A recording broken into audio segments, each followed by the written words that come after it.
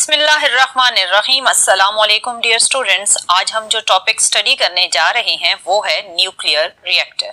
Again nuclei of element से ही related topic है, तो चलिए स्टार्ट करते हैं।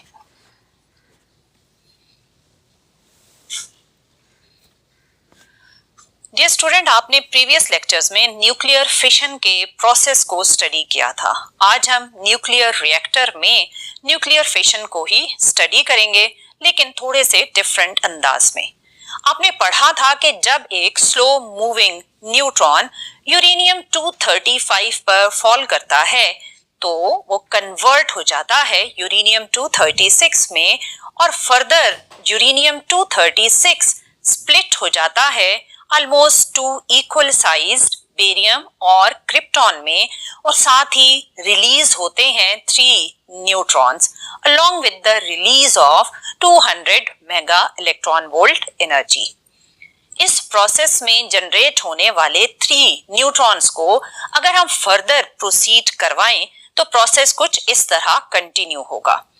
एक न्यूट्रॉन से हमें मिले थे 3 न्यूट्रॉन, और ये तीनों न्यूट्रॉन फर्दर यूरेनियम 235 के साथ इंटरेक्ट करें तो हमें फर्दर 3 न्यूट्रॉन मिलेंगे, यानी टोटल 9 न्यूट्रॉन्स हो गए।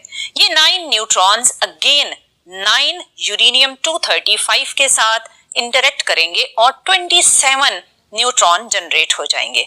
अगर ये प्रोसेस इसी तरह कंटिन्यू रहे तो ये कहलाता है एक चेन रिएक्शन, क्योंकि इस रिएक्शन में 1 से 3, 3 से 9, 9 से 27 और कंटिन्यूअसली इंक्रीज होते हुए आपको न्यूट्रॉन मिल रहे हैं। ये चेन रिएक्शन 2 तरह के होते हैं। एक कहलाता है अनकंट्रोल्ड चेन रिएक्शन, और ये बेसिक प्रिंसिपल होता है एटॉमिक बॉम्ब का, और दूसरा कहलाता है कंट्रोल्ड चेन रिएक्शन, जो आज पढ़े जाने वाले न्यूक्लियर रिएक्टर का बेसिक प्रिंसिपल है। यानी हम कंट्रोल्ड चेन रिएक्शन के थ्रू न्यूक्लियर रिएक्टर में अपनी मर्जी के अकॉर्डिंग आउटपुट पर एनर्जी जनरेट करवा सकते हैं। Dear student, controlled chain reaction के लिए जब एक न्यूक्लियर रिएक्टर को बनाया गया तो न्यूक्लियर रिएक्टर के ओवरऑल ये कंपोनेंट्स हैं। इसका मतलब ये है कि न्यूक्लियर रिएक्टर की कंस्ट्रक्शन के जो कंपोनेंट्स हैं वो कुछ इस तरह से होंगे। फर्स्ट कंपोनेंट, जिसको आप हार्ट ऑफ न्यूक्लियर रिएक्टर भी कहते हैं, वो कहलाता है कोर, और कोर के अंदर यूज होता है मॉडरेटर। और फिर नेक्स्ट कंपोनेंट है हीट एक्सचेंजर। हीट एक्सचेंजर से आगे जब आप मूव करते हैं स्टीम को, तो वो जाकर स्ट्राइक करती है टरबाइन के साथ। टरबाइन कनेक्टेड होता है जनरेटर के साथ, और जनरेटर से प्रोड्यूस होने वाली इलेक्ट्रिसिटी को फिर आप ट्रांसफार्मर और डिफरेंट पोल्स के थ्रू ट्रांसमिट करते हैं। टरबाइन से नीचे जो कंपोनेंट कनेक्टेड होता है वो होता है कंडेंसर, जहां हम कंडेंसेशन का प्रोसेस करेंगे। फिर अटैच्ड होता है पंप। तो ये था एक ओवरऑल इसके कंस्ट्रक्शन कंपोनेंट्स। अब इसकी कंस्ट्रक्शन में जो मेन चीज मैंने आपको बताई वो था heart of the nuclear reactor, जिसे हमने कहा कि वो है कोर। कोर के अंदर बेसिकली जो एलिमेंट हम यूज करते हैं वो है ड्यूट्रियम, जिसे हम हेवी वाटर भी कहते हैं। इस कोर के अंदर आप सिलिंड्रिकल रॉड्स में प्लेस करते हैं यूरेनियम फ्यूल को, और इसी में हमने कनेक्ट किए होते हैं न्यूट्रॉन एब्जॉर्बर रॉड्स। ये न्यूट्रॉन एब्जॉर्बर रॉड्स बने होते हैं बोरॉन या कैडमियम के। डियर स्टूडेंट, इस कोर के अंदर जब आपके पास एक स्लो न्यूट्रॉन एंटर होता है तो वो स्लो न्यूट्रॉन सिलिंड्रिकल शेप में मौजूद यूरेनियम 235 के साथ इंटरेक्ट करेगा और फर्दर फिशन के प्रोसेस को जनरेट करेगा। अब आपके दिमाग में आ रहा होगा कि इसमें कोर के अंदर हमने ड्यूट्रियम क्यों यूज किया, हेवी वाटर क्यों यूज किया। नॉर्मल वाटर से लिंक्ड भी बॉइलिंग वाटर रिएक्टर्स बनाए जाते हैं, लेकिन अभी हम जो डिस्कस कर रहे हैं वो ड्यूट्रियम को यूज करके बनाया जाने वाला एक न्यूक्लियर रिएक्टर है। इसमें ड्यूट्रियम यूज करने की कुछ रीजंस मैं आपको एक्सप्लेन करती हूँ। डियर स्टूडेंट, ड्यूट्रियम और नॉर्मल वाटर में जो डिफरेंसेस हैं वो कुछ इस तरह से हैं। हैवी वाटर का बॉइलिंग पॉइंट होता है 101.4 डिग्री सेल्सियस और नॉर्मल वाटर का होता है 100 degree Celsius. Heavy water 20% times heavier होता है as compared to normal water, इसीलिए हम इस हैवी वाटर को ड्रिंकिंग पर्पस के लिए भी यूज नहीं करते। तीसरी जो मेन रीजन है जिसकी वजह से हम ड्यूट्रियम को प्रेफर करते हैं वो है neutron absorption behaviour. Normal water ज्यादा न्यूट्रॉन्स को एब्जॉर्ब कर लेता है जबकि ड्यूट्रियम न्यूट्रॉन एब्जॉर्ब नहीं करता। क्योंकि नॉर्मल वाटर ज्यादा न्यूट्रॉन्स एब्जॉर्ब कर लेता है इसलिए एक चेन रिएक्शन को कंटिन्यू करवाना थोड़ा मुश्किल हो जाता है। थोड़ी ही देर में क्योंकि ज्यादा न्यूट्रॉन्स एब्जॉर्ब हो जाते हैं तो रिएक्शन स्टॉप हो जाता है। इन रीजंस की वजह से हम प्रेफर करते हैं ड्यूट्रियम को। ड्यूट्रियम हमें इसके साथ साथ एक और भी बेनिफिट देता है और वो है मॉडरेटर का, क्योंकि हमें फिशन के प्रोसेस में चाहिए स्लो न्यूट्रॉन्स। जब न्यूट्रॉन फर्स्ट स्प्लिटिंग से जनरेट होते हैं तो वो तीनों न्यूट्रॉन बहुत ही हाई एनर्जी के न्यूट्रॉन्स होते हैं।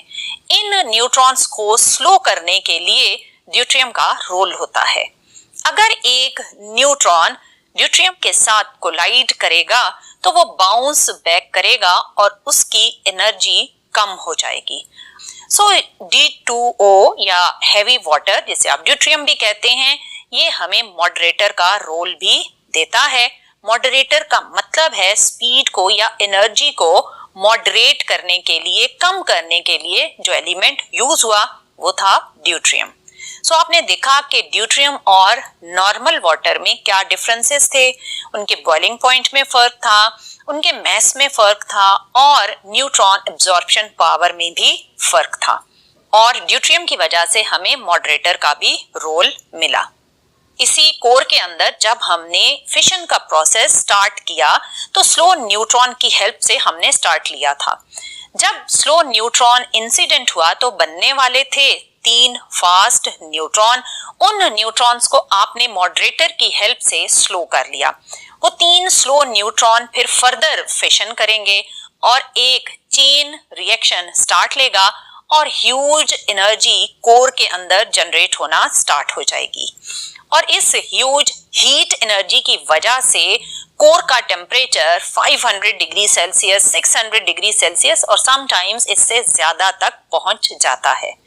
अब यहाँ पर स्टूडेंट के दिमाग में मोस्टली ये क्वेश्चन आता है कि जब इतना ह्यूज टेम्परेचर आएगा तो ड्यूट्रियम का तो बॉइलिंग पॉइंट था 101.4 डिग्री सेल्सियस, तो वो तो बॉयल होना स्टार्ट हो जाएगा और स्टीम में कन्वर्ट हो जाएगा।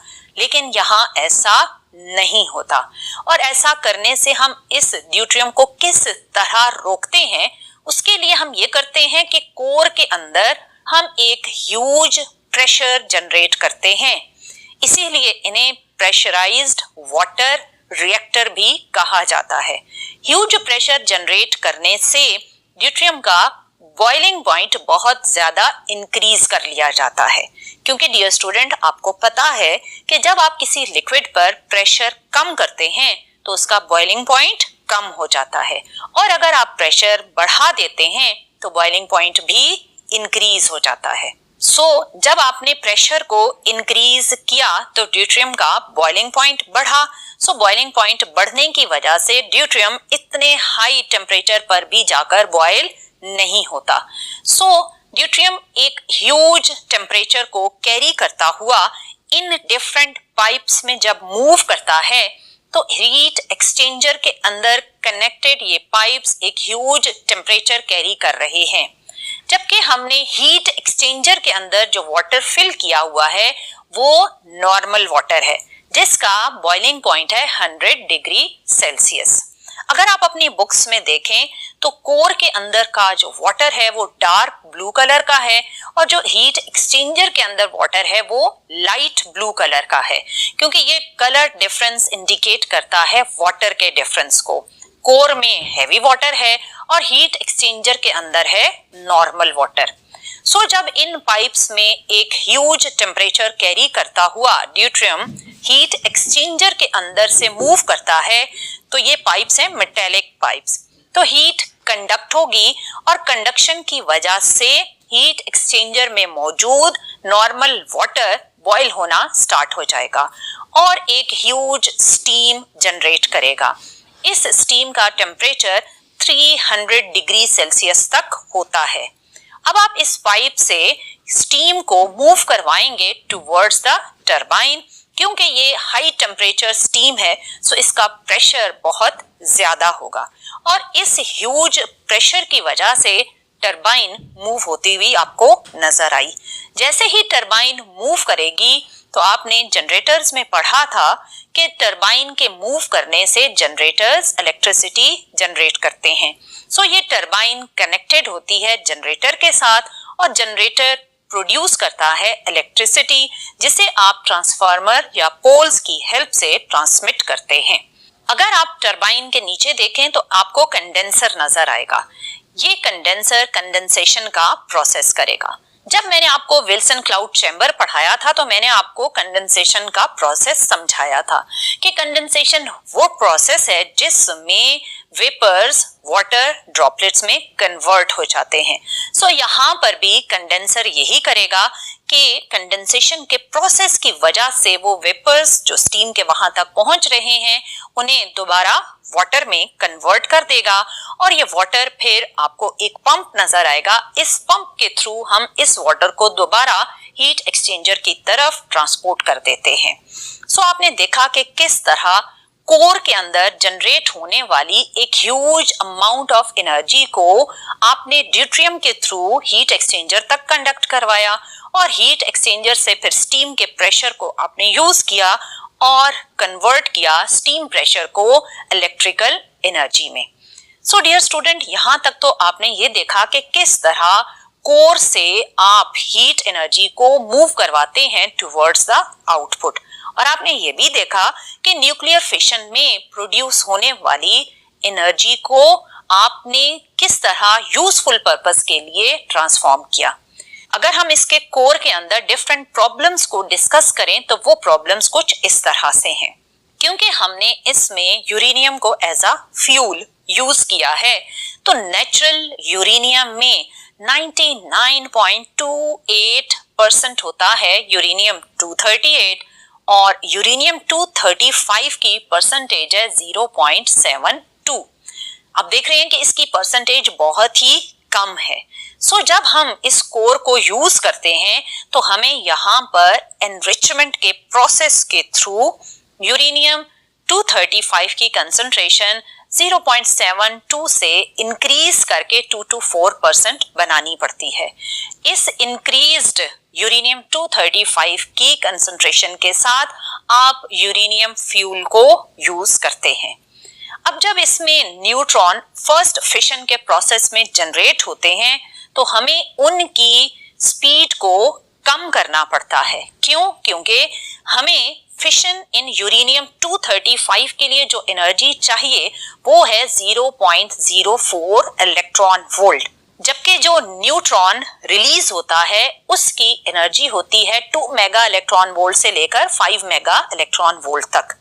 इतने ह्यूज एनर्जी वाले न्यूट्रॉन को हमें स्लो करना होता है और आपने सुना कि इस यूरेनियम में यूरेनियम 238 भी एग्जिस्ट करता है और यूरेनियम 238 को चाहिए होता है एक फास्ट न्यूट्रॉन। जैसे ही ये न्यूट्रॉन जनरेट होता है तो इसकी एनर्जी तो बहुत ज्यादा होती है। सो हमें प्रिवेंट करना होता है कि ये फास्ट न्यूट्रॉन यूरेनियम 238 के साथ इंटरेक्ट ना करे, क्योंकि अगर ये यूरेनियम 238 के साथ इंटरेक्ट करेगा तो एक और प्रोसेस फिशन का इस रिएक्टर में स्टार्ट हो जाएगा जिसे हम स्टार्ट नहीं करना चाहते। सो इस पर्पस के लिए हम ड्यूट्रियम को यूज करते हैं। ड्यूट्रियम क्या करेगा कि जब आप दो यूरेनियम रॉड्स के बीच में या उसके सराउंडिंग में मॉडरेटर या हेवी वाटर या ड्यूट्रियम को प्लेस करते हैं, सो न्यूट्रॉन जब रिलीज हुआ इन फर्स्ट फिशन प्रोसेस तो ये न्यूट्रॉन इस मॉडरेटर में से चलता हुआ दूसरे यूरेनियम रॉड की तरफ जाएगा। इस मूवमेंट के प्रोसेस में वो मल्टीपल कोलिजन्स करेगा और इन कोलिजन्स के प्रोसेस में वो अपनी एनर्जी रिलीज करते हुए कम करते हुए अप्रोच करेगा सेकेंड यूरेनियम रॉड को। सो इस मॉडरेटर की हेल्प से हमने न्यूट्रॉन को स्लो करवाया और प्रिवेंट किया कि एक फास्ट न्यूट्रॉन यूरेनियम तक अप्रोच ना कर सके। दूसरी चीज कि हमने अगर एक कंट्रोल्ड वे में न्यूट्रॉन को यूज करना है for a controlled chain reaction, तो हमें अपनी एनर्जी रिक्वायरमेंट्स के अकॉर्डिंग न्यूट्रॉन के नंबर को कम करना होगा। सो न्यूट्रॉन को कम करने के लिए हम यूज करते हैं न्यूट्रॉन एब्जॉर्बर रॉड्स। ये बने होते हैं बोरॉन या कैडमियम के। आपको वर्टिकल रॉड्स कोर में नजर आ रही हैं, ये हैं न्यूट्रॉन एब्जॉर्बर रॉड्स। ये रॉड्स अपवर्ड और डाउनवर्ड मूव कर सकती हैं अकॉर्डिंग टू अवर रिक्वायरमेंट। अगर हमारी रिक्वायरमेंट है कि हमें कम अमाउंट ऑफ एनर्जी चाहिए, इसका मतलब ये होगा कि हम ये चाहते हैं कि ज्यादातर न्यूट्रॉन्स एब्जॉर्ब हो जाएं और बहुत कम ऐसे न्यूट्रॉन हों जो फर्दर फिशन करें। सो ज्यादा न्यूट्रॉन को एब्जॉर्ब करवाने के लिए हम रॉड को डाउनवर्ड मूव करेंगे। जैसे ही ये डाउनवर्ड मूव हुई तो आपने देखा कि किस तरह न्यूट्रॉन्स को इन रॉड्स ने एब्जॉर्ब कर लिया और बहुत कम न्यूट्रॉन हैं जो फर्दर फिशन जनरेट कर रहे हैं। अब अगर आप चाहते हैं कि ज्यादा एनर्जी प्रोडक्शन हो और ज्यादा न्यूट्रॉन्स फिशन को जनरेट करें, तो इसके लिए हम इन वर्टिकल रॉड्स को अपवर्ड मूव कर देंगे। जैसे ही ये अपवर्ड मूव हुई तो न्यूट्रॉन एब्जॉर्प्शन का रेट ऑटोमेटिकली कम हो गया और ज्यादा न्यूट्रॉन्स अब अवेलेबल हैं फिशन के प्रोसेस को जनरेट करने के लिए। सो डियर स्टूडेंट, अगर आप कंप्लीटली रिएक्शन को स्टॉप करना चाहते हैं तो आप इन रॉड्स को कंप्लीट इस कोर में डिप कर देंगे और थोड़ी ही देर में ये रिएक्शन कंप्लीटली रुक जाएगा। सो आपने देखा कि किस तरह हमने मॉडरेटर को यूज करके न्यूट्रॉन को स्लो किया और यूरेनियम 238 में फिशन के प्रोसेस को भी रोका और यूरेनियम 235 में फिशन के प्रोसेस को कंटिन्यू करवाया। और आपने ये भी देखा कि किस तरह हमने वर्टिकल रॉड्स की हेल्प से न्यूट्रॉन की अमाउंट को कंट्रोल किया।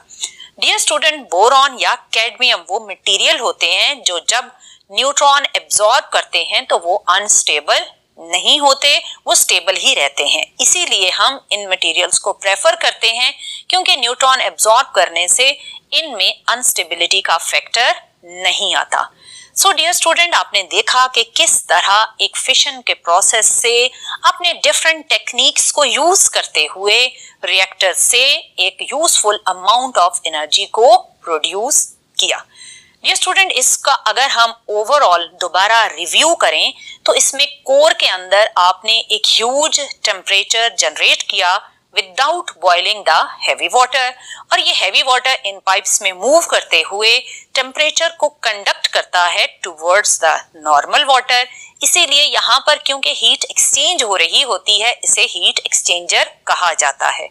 यहाँ पर जनरेट होने वाली स्टीम जिसका टेम्परेचर था अराउंड 300 डिग्री सेल्सियस, उस स्टीम के प्रेशर की हेल्प से आपने टरबाइन को मूव किया और टरबाइन से जनरेटर को मूव किया और यहाँ पर स्टीम को आपने कंडेंसर के थ्रू दोबारा वाटर में कन्वर्ट किया। तो ये तो था कि हमारा रिएक्टर किस तरह काम करता है। ये स्टूडेंट, आपने कैनप का नाम सुना होगा। कैनप है कराची में न्यूक्लियर पावर प्लांट और यहाँ पर हम सी वाटर को ही यूज करते हैं इन प्रेशराइज्ड न्यूक्लियर रिएक्टर्स और इस सी वाटर की हेल्प से हम कूलेंट का प्रोसेस जनरेट करवाते हैं। अब एंड पर जो प्रॉब्लम है वो है waste of the nuclear reactor. जब आप न्यूक्लियर रिएक्टर को यूज कर लेते हैं तो इसमें जो वेस्ट जनरेट होता है यूरेनियम का, उस वेस्ट के अंदर रेडियो एक्टिविटी का प्रोसेस बहुत अरसे तक होता रहता है क्योंकि इन रेडियोएक्टिव मटेरियल की हाफ लाइफ 1000 इयर्स तक होती है और हम कहते हैं कि एक इनफिनिट टाइम रिक्वायर्ड होता है for complete decay of a radioactive element. So इसका मतलब ये हुआ कि अगर हम इस वेस्ट को कहीं सी में डंप करते हैं या किसी और जगह डंप करते हैं तो इसमें होने वाला रेडियोएक्टिविटी का इफेक्ट लिविंग ऑर्गेनिजम्स को इफेक्ट करेगा और बहुत ही डेंजरस वे में इफेक्ट करता है। सो इनको डंप करने के लिए सॉल्ट माइंस, और वो भी ओल्ड सॉल्ट माइंस की बॉटम में जाकर बहुत ह्यूज डिगिंग करके 1000 मीटर तक डिगिंग करके वहां पर इस वेस्ट को डंप किया जाता है, और ये एक सेफेस्ट वे है to dump the waste of the nuclear reactor. So dear student, ये तो था कि किस तरह न्यूक्लियर रिएक्टर में न्यूक्लियर फिशन की हेल्प से हम एक useful amount of energy generate कर सकते हैं। So this was all about nuclear reactor. इंशाल्लाह आने वाले लेक्चर में हम टाइप्स ऑफ न्यूक्लियर रिएक्टर को भी डिस्कस करेंगे, बट टिल देन अल्लाह हाफिज।